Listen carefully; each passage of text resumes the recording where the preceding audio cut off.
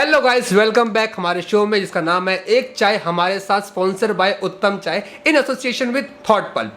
तो आज के हमारे जो गेस्ट है ना, नाम लेना बड़ा पाप है उसके लिए, तो ये बताएगा वो कौन है, क्योंकि ये इनवाइट अच्छा कर पाएगा उनको। मैं उनको बोलूँगा इसीलिए क्योंकि मैं नहीं कर पाऊंगा इनवाइट, मेरे बस की नहीं है एक्चुअली में। तो भाई आप शुरू करो। किसको इनवाइट करना है? जो हमारे गेस्ट है, guest celebrity. Yes, actually he is celebrity stylist, तो नन अदर देन कुणाल मुंडे। मैं जा रहा हूँ। इससे अच्छा तो मेरे को बुला लेता तो भाई। अगली बार बुला लेगा, टेंशन नहीं है। आज के भाई गेस्ट हमारे भाई अति बेस्ट। ठीक है, वेलकम। वेलकम भाई, आपका स्वागत है हमारे शो में जिसका नाम है एक चाय हमारे साथ। Thank you. बना के लानी थी घर से तुम्हें। हाँ। हम पियेंगे साथ में। भाई वो स्टाइलिस्ट है। तो क्या होगा, स्टाइल से बना के लाया? चाय वाला नहीं है वो तो वो है डोली चाय वाला। नहीं, मैं शक्ल देख के बोल गया था, सॉरी। तो कुणाल, यहाँ पे आने में कुछ दिक्कत तो नहीं हुई? मतलब हमारे स्टूडियो पहुँचने के लिए ऑटो में आया कि ट्रक में लेके आए आपको? ये बताओ। हाँ, तो आप अपने बारे में खुद से बताओ, क्योंकि ना हम कुछ कम जानते हैं, प्लस आपकी इज्जत करना हमारा फर्ज है। एक तो आप स्टाइलिस्ट और उसके अलावा कुछ और भी करते हैं। हाँ, होलसेल का बिजनेस है भाई। कौन? पापा का बिजनेस है। मत बेइज्जती कर रहा, इतना नहीं डाल पाएंगे इसके अंदर, समझ में आया? My mistake. चलो छोड़ो, अब ये बताओ कि तुमने ये कब सोचा कि मैं मुंबई आके ये मतलब स्टाइलिस्ट बनूं और यहाँ तक पहुँचूं? आप वैसे मुझे पता है कि आप शिरडी से, कोपरगांव से हैं और मतलब अच्छी जगह से। शिरडी से तो वहीं अपने आप को विसर्जित क्यों नहीं कर लिया? क्यों मुंबई में भीड़ लगाने के लिए आए आप? तो कैसे यहाँ तक पहुँचे, अपनी जर्नी के बारे में कुछ ऑडियंस को बताइए, ताकि उनको लगे कि हाँ आप यहाँ तक स्टैंड, क्योंकि हमने देखा यार अभी आपके इंस्टा पेज पे इतने आजकल जो चल रहा है, मतलब स्टाइलिंग जो कर रहे हो, खासकर अमनीत कौर जी की, और ऐसे बहुत बड़े बड़े सेलिब्रिटीज हैं, हाँ उनकी भी करी है। तो कैसे? एक्चुअली मैंने कॉलेज किया था, मेरे को डिज़ाइनर बनना था। मैंने पुणे से किया था, INFD से, फैशन डिज़ाइनिंग का कोर्स। तो वहाँ पे बहुत सारा स्टडी और बहुत सारी चीज़ें थी, बट एक्चुअली मुझे तो आना तो इंडस्ट्री में ही था, बट वो हो नहीं पाया क्योंकि वो बहुत थियोरेटिकल और वैसा कुछ समझा रहे थे। तो मैंने 2 एग्ज़ाम दिए, उसके बाद मैंने छोड़ दिया। फिर हुआ नहीं, क्लियर नहीं हुआ। हाँ, ये बात सही है। नहीं, मैंने छोड़ दिया था क्योंकि वो मेरे से हो नहीं रहा था, क्योंकि वो एग्जाम दे रहे थे। बाकी वही बात होगी ना, हो नहीं रहा था। हाँ वही। हमने उर्दू में कहा क्या? ऐसा नहीं है, मतलब मेरे को करना नहीं था वो। फिर मेरा एक फ्रेंड था, उसने मुझे बोला कि तुम स्टाइलिंग का ट्राई करो, तो मैंने ट्राई किया था पहले मराठी आर्टिस्ट से। फ्रेंड ने कहा इसलिए क्या? किसी ने बोल दिया बार्बर बन जाओ तो बार्बर बन जाते? नहीं, मतलब उन्होंने बोला था कि आपका स्टाइलिंग सेंस काफ़ी अच्छा है, तो आप स्टाइलिस्ट बनो। डिज़ाइनर से अच्छा आप स्टाइलिस्ट बनो, क्योंकि स्टाइलिस्ट का मार्केट भी बहुत है और स्टाइलिंग में पैसा भी बहुत है और लागत भी नहीं है। लेकिन शुरुआत आपने कैसे की? डिजाइनिंग से? हाँ, मैंने आप डिजाइनर बनना चाह रहे थे पहले आप? हाँ। उसके बाद सोचा कि नहीं यार, यहाँ पे तो स्कोप इसका है ही नहीं। हाँ, बहुत दर्जी बैठे हैं आसपास। हाँ, तो अपना काम नहीं हो पाएगा या बनेगा नहीं, तो अपने को कुछ चेंज करना पड़ेगा। हाँ, मतलब उसमें कैसे होता है ना डिज़ाइनर में कि आपको बहुत पहले तो आपको इन्वेस्ट करना पड़ता है बहुत सारी चीज़ें, और फिर आपको पता नहीं आपकी चीज़ बिकेगी नहीं बिकेगी, तो उसमें बहुत रिस्क था। तो ये अभी जो कपड़े और ये स्टाइल करके ये खुद ही डिजाइन किया कि किसी ने करवाया है? ये मैंने बैंकॉक से खरीदा है। खरीदा होगा भाई। हाँ भाई। तो क्या हुआ, स्टाइलिस्ट खरीद नहीं सकते? खरीद सकते। बिल्कुल बिल्कुल। तो बिल्कुल। अच्छा, अपने लाइफ में कोई ऐसी चीज करी है जो अभी तक आपको पछतावा हो रहा है उसका? भाई ऐसी बात क्यों पूछ रहा है? ऐसी पूछ, कोई ऐसी चीज ना करी हो, करी तो बहुत कुछ होगी। तभी तो पूछना वही बनता है ना। हाँ, तो बताइए कुछ ऐसी चीज जिससे आपको आज तक उसका पछतावा हो रहा है, मतलब कि यार ये क्यों कर लिया मैंने? नहीं, ऐसी तो कोई चीज़ नहीं। मुझे लगता है जो होता है स्टाइलिंग का तो नहीं है शायद। Shut up. जो होता है वो अच्छे के लिए होता है, तो ठीक है, मुझे रिग्रेट्स नहीं है। हम चाहते हैं पूछना, ऑडियंस चाहती है कि ऐसी कौन सी चीज थी जो जिसके लिए कुणाल मुंडे मुंडे, ओ सॉरी यार, आपको नाम बताना भूल गया मैं कि हमारे जो स्टाइलिस्ट आज के हैं उनका नाम है कुणाल मुंडे। इस गेस्ट को इंट्रोडक्शन का मोहताज ही नहीं है। इंट्रोडक्शन क्या बोलते हैं हिंदी में? थोड़ा सा अपार्ट फ्रॉम जोक, अब हम थोड़ी लाइफस्टाइल आपकी पता करना चाहेंगे, मतलब पूछना चाहेंगे ऑफ कोर्स कि how you maintain your lifestyle in Mumbai. मतलब देखो क्या होता है ना कि आप जब जाते हो, बट मैं बहुत ग्राउंड टू अर्थ हूँ। डाउन टू अर्थ तो सुना था, ग्राउंड टू अर्थ क्या होता है भाई? भाई मेरे को नहीं पता, सच में नहीं पता ग्राउंड टू अर्थ क्या होता है। जो रहते हैं ग्राउंड फ्लोर पे, कपड़िया हाउस जैसे हम रहते हैं। ओके ठीक है, हाँ ग्राउंड टू अर्थ से बाहर आई है। हाँ, तो बाहर लाइफ बहुत अलग होती है, घर में तो नॉर्मल इंसान की तरह ही रहते हैं। बाहर की तो पता करना चाह रहा हूँ, मतलब जैसे आप घर, अब शिरडी गांव है एक, हाँ गांव से जब आप एक शहर में आते हो, हाँ आपको बहुत चीज़ें मेंटेन करनी पड़ती है, हाँ। फाइनेंशियली भी। हाँ एक पार्ट होता है इमोशनली क्यों भाई, पूरे परिवार से आप दूर रहते हो तो Right. वो तो फिर भी बहुत पास है आपका घर, क्योंकि हम दिल्ली से आते हैं तो हमारे लिए 14 घंटे का रास्ता है, मैं आपके 2 घंटे का हरियाणा से रास्ता है, हूँ, 22 घंटे। ये 22 घंटे दूर रहता है हमारे से, अपने परिवार से। Right. तो हाउ यू मैनेज? नहीं, मुझे लगता है सही है, एक टाइम के बाद आपको आदत हो जाती है। फैमिली से तो बात होती है वैसे भी फ़ोन पे, और मेरा तो नज़दीकी है, तो जब मेरा मन करता है या फिर कुछ काम नहीं होता तो मैं तो चला जाता हूँ। क्योंकि आई एम होम सिक, मतलब मैं सच में अगर लगता है कि कुछ टाइम के लिए घर नहीं जाऊँ ना, तो लगता है कि यार बीमार सा पड़ गया। ये तो अगर जाता है घर तो 2 महीने आता भी नहीं है। अरे तुम कैसे कैसे इंग्लिश के वर्ड बोल रहे हो यार, होम सिक, घर पे बीमार, वो कह रहे हैं ग्राउंड टू अर्थ। एक अफवाह भी सुनी थी मैंने कि ये देख लिखा हुआ है, कुणाल मुंडे ने ये शाहरुख के बंगले के बगल में लिया है दूसरा नया बंगला, खरीदा है कि अफवाह है? अफवाह है। हाँ ये सच हो भी नहीं सकता, मुझे लगा था। अच्छा, अभी आपने एक लास्ट शो किया था, date to remember I think, है ना? हाँ। तो इतना सारा कॉस्ट्यूम बना के वहाँ तक लेके जाना, वहाँ दिक्कतें ऑफ कोर्स आती होंगी सेट पे भी, जैसे फकअप सारी इंडस्ट्री में होते ही हैं, कॉस्ट्यूम से लेके एडी से लेके माइक टेस्टिंग वगैरह सब कुछ होता ही है। तो वहाँ कैसा रहा, और हाउस योर एक्सपीरियंस वहाँ पे पहुँच के कि आप एक शो के स्टाइलिस्ट हो? हाँ, ये मेरा फर्स्ट रियलिटी शो था MTV का। आपने स्टाइलिस्ट बनने का सोचा तो आपके माँ बाप ने कहा नहीं कि आप तो हीरो जैसे लगते हैं, हीरो बनिए, स्टाइलिस्ट क्यों बनना चाहते हैं, ऐसा कुछ कि मतलब माँ बाप ने कुछ कहा कि भाई ये बन जाओ, मास्टर बन जाओ, टीचर बन जाओ, डॉक्टर बन जाओ? हाँ, स्टाइलिस्ट ठीक है। घर वालों को तो पता ही नहीं होता, हमारे घर वालों को।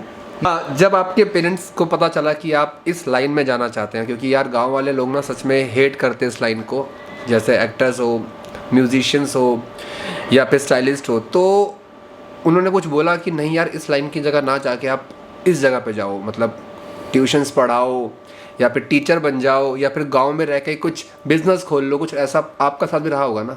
हाँ, मेरे घर वाले तो रेडी नहीं थे, क्योंकि उनको लगता था फैशन डिज़ाइनिंग मतलब टेलर, वो तो हर घर में लगता है, बट मुझे करना यही था। लेकिन आपने पटाया कैसे उनको, पेरेंट्स को?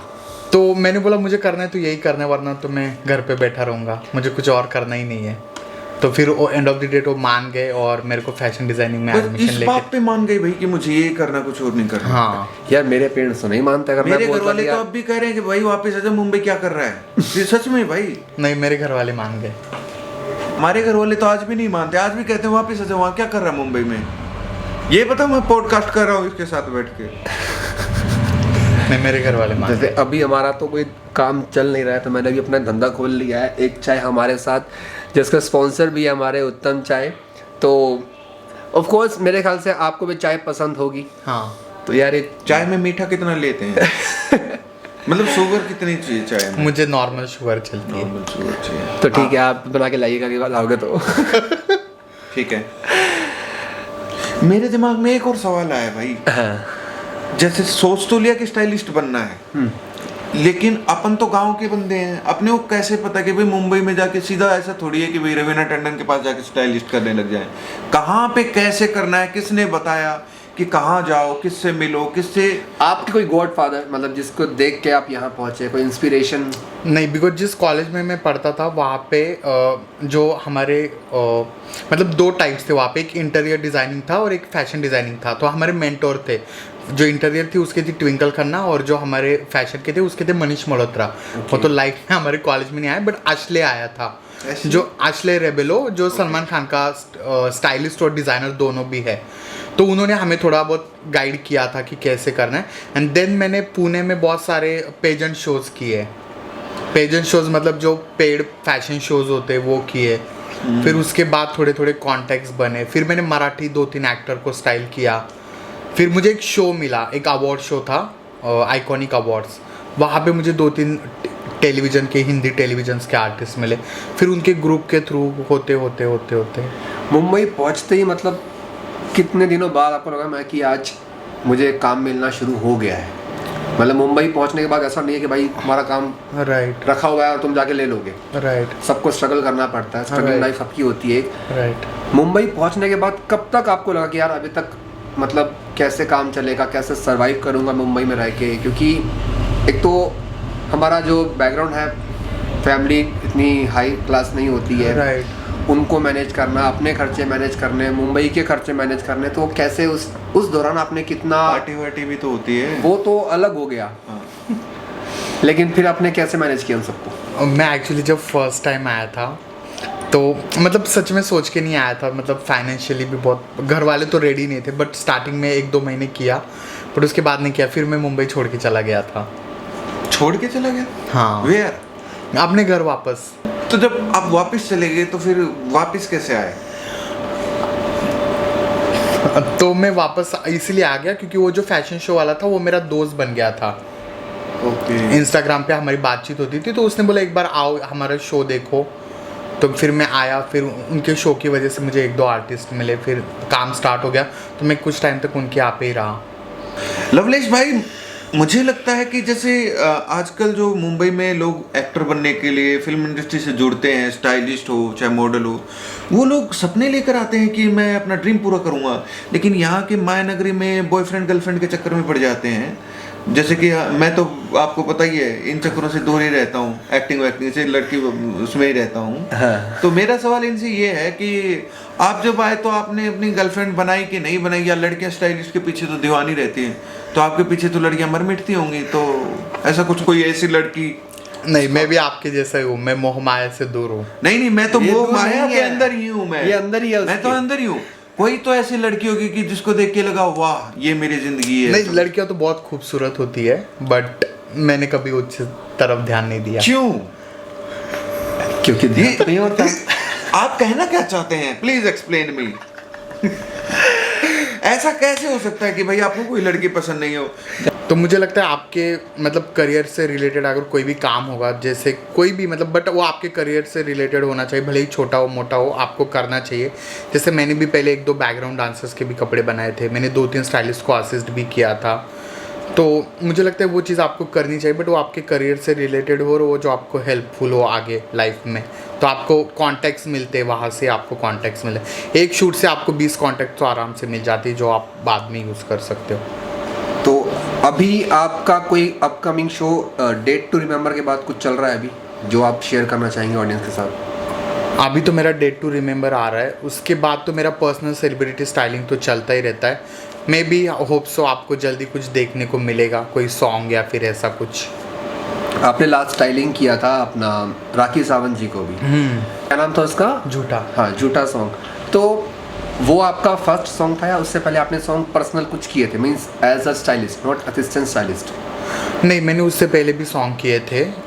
राखी का तो वो जो उसका कंट्रोवर्सी चल रहा था उसकी वजह से, और शी इज़ गुड फ्रेंड, तो उसने मुझे रिकमेंड किया था, बट उससे पहले भी मैंने सॉन्ग किए थे। कुणाल, जैसे आपका स्टाइलिंग का बहुत अच्छा चल रहा है काम, लेकिन कहीं ना कहीं एक ऐसा पॉइंट आता है जहाँ पे आदमी टूट जाता है। डाउनफॉल सबका आता है। डाउनफॉल आता है, और वो डाउनफॉल किसी दूसरे की वजह से आता है। जैसे कई बार पेमेंट नहीं आती आर्टिस्ट की, कई बार अपना ही बंदा धोखा दे देता है। एक ऐसी सिचुएशन आती है जब आदमी टूट जाता है, यार गलत कर रहा हूँ मैं अपने जीवन में, ये मुझे नहीं करना चाहिए। तो वो आपकी लाइफ में एक पॉइंट आया, और फिर आया तो फिर उससे कैसे आगे बढ़े? Please tell. मतलब क्या होता है ना, मोस्ट ऑफ दी डिज़ाइनर के साथ ही होता है कि आपका कपड़ा कहीं फंस जाता है, ये सब चीज़ें होती है, और कभी कभी काम भी नहीं आता है, मतलब बहुत सारा कॉम्पिटिशन्स भी होता है, और उस हिसाब से। बट फिर ऐसे सोच के ऐसे लगता है कि जब हमारे पास कुछ नहीं था तो हम यहाँ तक है, अभी तो बहुत कुछ है, तो एक मोटिवेशन लगता है। और सेकंड थिंग कि पेमेंट तो आगे पीछे होता ही रहता है, बहुत बार नहीं आता, कभी कभी लेट हो जाता है। कई बार ऐसा भी हो कि किसी ने पेमेंट, आपकी अच्छी खासी पेमेंट रोक दी ही ना हो आज तक? नहीं, ऐसा तो टचवुड अभी तक कभी ऐसे नहीं हुआ है, मतलब लेट देते हैं, बट लेट होता है, बट आता है। हाँ, क्योंकि मेरे साथ काफ़ी बार ऐसा हुआ है कि हम शूट करके आते हैं, पूरा शूट ख़त्म हो गया, वो वेब सीरीज़ रिलीज़ नहीं हुई और हमारा पेमेंट मारा गया पूरा का पूरा। मीन्स ऐसा मेरे साथ तो हुआ है कि 1 रुपया नहीं मिला उसका, और इंडस्ट्री में बहुत बार ऐसा देखा मैंने, होता है हर एक के साथ। आपके साथ नहीं हुआ, ये अच्छी बात है, लेकिन सच में ये समझ नहीं आता यार, इतना मेहनत करके काम करके सब कुछ वैसे ही कमा रहे हैं, हम कौन सा यहाँ कुछ और बिजनेस कर रहे हैं, हम कमाते हैं एज एन एक्टर ही। एक सीरियल कर रहा था अभी, मैं अपनी जेब से लगा के किराया गया हूँ, आया हूँ सेट पे, और वो पेमेंट 6 महीने हो गए, अब कह रहे हैं प्रोड्यूसर के पास है नहीं, भाग गया, कोई कह रहा केस कर दो। लेकिन क्या ये करें? दिक्कत इंडस्ट्री में कहीं ना कहीं बहुत रहती है, क्योंकि हर एक के पास बैकअप नहीं है। देखो आपका भी पेमेंट नहीं आया, हमारा भी नहीं आया, लेकिन इनका पेमेंट कभी रुका नहीं। अच्छा, आपका कोई प्लान बी इसके अलावा? नहीं, मैं मतलब मुझे स्टाइलिंग बहुत अच्छा लगता है, मेरे पास प्रोजेक्ट्स भी आते हैं, बट अगर मैं खोलूँगा तो मैं अपना कोई ब्रांड ओपन करना चाहूँगा। चलो ये अच्छी बात है कि अगर प्लान बी आपका है तो प्लान बी होना ज़रूरी भी है। राइट। अगर स्टाइलिंग का नहीं चल रहा है, एटलीस्ट अपना ब्रांड के साथ अपना ब्रांड खोल के आप उसको प्रमोट करके कैसे भी कर सकते हैं, ये एक अच्छी बात है। जैसे ये हमारा प्लान बी है पॉडकास्ट, Of course, ये हमारा प्लान बी है, क्योंकि हम भी ये नहीं चला तो प्लान सी है हमारे प्लान पास। सी तेरे पास होगा भाई, मेरे पास प्लान सी नहीं है। अब जो मेरे है पास तो जड़ इन्हीं तक से है। ही है, तो अपना काम प्लीज कर दीजिए, हमें आपकी सपोर्ट की ज़रूरत भी है। तो प्लीज़ लाइक शेयर और जो सब्सक्राइब करते हैं प्लीज़ इस शो को आप थोड़ा सा सपोर्ट कीजिए, क्योंकि हमने ये पहला एपिसोड नहीं सेकंड एपिसोड शूट किया अभी, और ऑलमोस्ट हम इस सीज़न के 24 एपिसोड्स लेके आएंगे आपके साथ। आज हमारे साथ है कुणाल मुंडे, तो अच्छा लगा बात करके इनके साथ। ऑफ कोर्स आगे भी हम कभी इनका कुछ और कुछ रिलीज़ होने वाला होगा, उनसे पहले हम कहेंगे कि अपने चीज़ की प्रमोशन हमारे पास ही करो। मेरा भी एक क्राइम पेट्रोल में एपिसोड आ रहा है, उसका भी करेगा क्या प्रमोशन? हमारी स्पॉन्सर की साइड से एक छोटा सा गिफ्ट हैम्पर आपके लिए। इसमें क्या है? Thank you. What is in it? Wow, thank you so much उत्तम चाय। और मेरे को चाय बहुत पसंद है, और ऊपर से अभी तो बारिश का सीज़न चल रहा है, तो it's very best. Thank you so much Lovelesh for inviting me in your show, and इनका पैकेजिंग भी बहुत प्रीमियम है, तो या thank you. Thank you so much guys for watching the episode. एक चाय हमारे साथ sponsored by Uttam Chai in association with Thought pulp.